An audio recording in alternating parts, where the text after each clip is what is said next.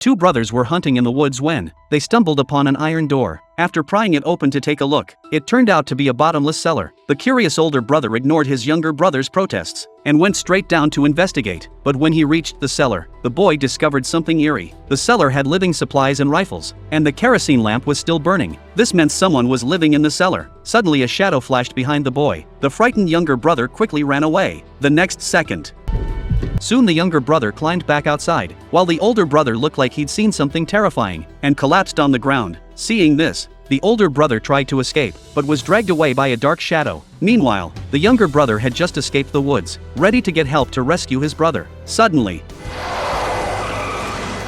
soon the boy was rushed to the hospital for emergency care. During treatment, the boy kept calling for his brother. A police officer nearby heard his words and realized his brother was still in the woods. So that night, a female police officer came to investigate the woods. But what she didn't know was, danger was slowly approaching. Soon she reached the deepest part of the forest. There seemed to be movement all around. The female officer was terrified,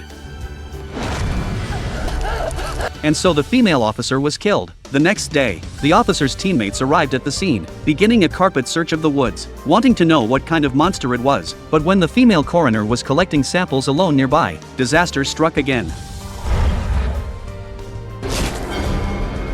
Soon this incident made the TV news. An old man who had been retired for years happened to see it. The old man seemed to know the secret, but it wasn't over yet. The authorities sent troops again to search the woods, but the monster kept hiding in the cellar. No matter how hard police searched, they found nothing. To find the monster, police surrounded the woods again. While searching passing vehicles, the monster suddenly appeared and lit a fuse.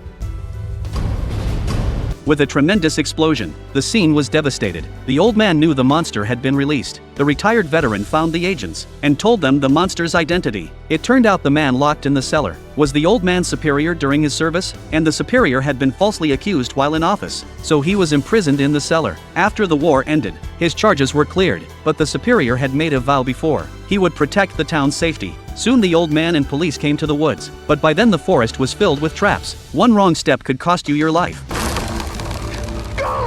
Soon, with the old man's guidance, they successfully found the cellar. Just as the soldiers were about to attack, the old man stopped them and told the monster the war was over. These people weren't bad guys. Hearing this, the man immediately put down his weapons. The old man quickly went forward to comfort him. The next second, the monster suddenly vanished into thin air. The old man fainted from excitement. But when the soldiers reached the cellar,